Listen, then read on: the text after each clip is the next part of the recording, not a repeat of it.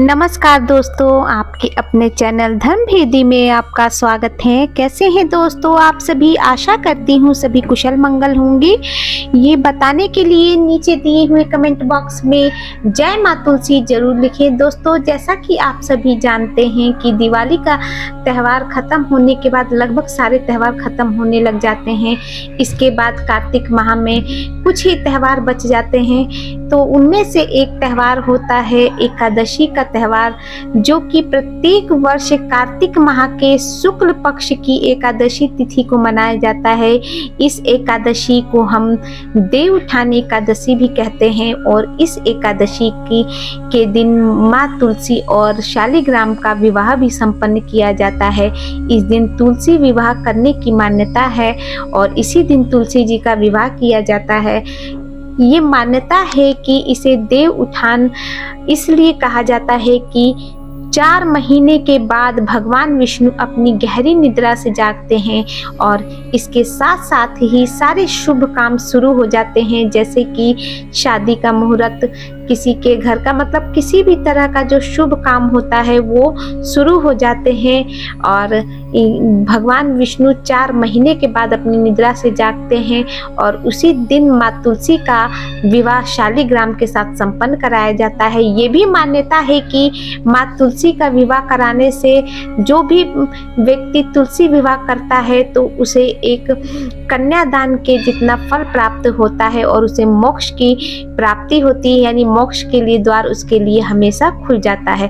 तो दोस्तों, आइए जानते हैं आज की इस वीडियो में कि इस वर्ष 2023 में तुलसी विवाह कब करा जाएगा, यानी देवउठान एकादशी कब है, जिसे हम एकादशी के नाम से जानते हैं, यानी कार्तिक माह की एकादशी को हम देवउठान एकादशी भी कहते हैं। इसी दिन तुलसी विवाह भी किया जाता है। वो कब पड़ रही है, पूजा का शुभ मुहूर्त क्या रहेगा और इसकी पूजा की विधि क्या है, तो चलिए वीडियो में बने रहिए। वीडियो पसंद आए तो दोस्तों वीडियो को लाइक और चैनल को सब्सक्राइब जरूर किया कीजिए। जो चैनल पर नए आए हैं वो नीचे दिए हुए बेल आइकन को जरूर दबा लें, ताकि इस तरह की उपयोगी बातें आप तक सबसे पहले पहुंचे। तो दोस्तों चलिए, सबसे पहले तो ये जान लीजिए, प्रत्येक वर्ष कार्तिक माह की शुक्ल पक्ष की एकादशी को तुलसी विवाह किया जाता है और इसे देवउठान एकादशी भी कहा जाता है। इस वर्ष ये त्यौहार जो है 22 नवंबर को 11:03 से शुरू हो जाएगा एकादशी तिथि और 23 नवंबर को रात 9:01 तक रहेगा। इसीलिए ये त्यौहार का जो शुभ मुहूर्त है, यानी तुलसी विवाह का जो शुभ मुहूर्त है, 22 नवंबर को ना होकर 23 नवंबर को उदयकाल तिथि मानकर शाम को 5:25 से लेके 8:46 तक रहेगा। पूजा का मुहूर्त रहेगा। ऐसे किसी को एकादशी का व्रत रखना है तो वो 23 तारीख को सुबह से कर सकते हैं, और जिन्हें तुलसी विवाह करना है वो शाम को 5:25 से लेके 8:46 तक करें। ये शुभ मुहूर्त रहेगा और इसी मुहूर्त पे तुलसी विवाह संपन्न किया जाएगा। तो दोस्तों, सबसे पहले ये जान लीजिए, भगवान शालिग्राम का विवाह माँ तुलसी से किया गया था।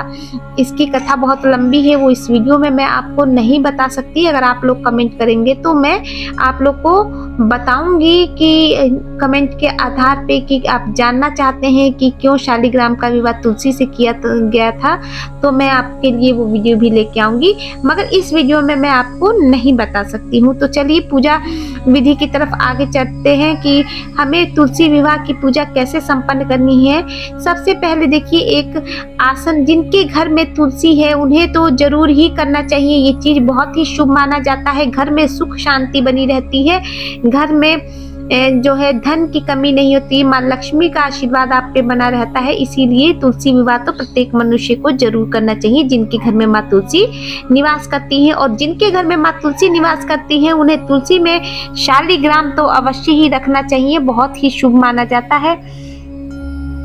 अब जिनके घर में शालिग्राम नहीं है वो शालिग्राम के जगह पे तुलसी विवाह करने के लिए उनकी किसी भी तरह की मूर्ति पत्थर की लेके उनके साथ भी उनका विवाह संपन्न कर सकते हैं, या फोटो मूर्ति कुछ भी आप ले लीजिए विष्णु भगवान की, उनके साथ संपन्न कर सकते हैं। तो सबसे पहले एक आसन एक चौकी लीजिए, उस पे आसन बिछाइए, माँ तुलसी के गमले को उस दिन गेरुए से रंग दीजिए, लाल रंग का गेरुआ लेके उसे रंग दीजिए अच्छी तरह से। उस स्थान को अच्छे से साफ सुथरा कर लीजिए जहाँ पे भी आपको विवाह संपन्न कराना है, या माँ तुलसी का जहाँ गमला है उस स्थान को साफ सुथरा करके वहाँ पे एक चौकी लगा के उस चौकी पे लाल या पीले रंग का कपड़ा आप बिछाइए, उस पे शालिग्राम जी को स्थापित कर दीजिए और एक आसन पे माँ तुलसी को स्थापित कर दीजिए, उनके गमले को रख दीजिए।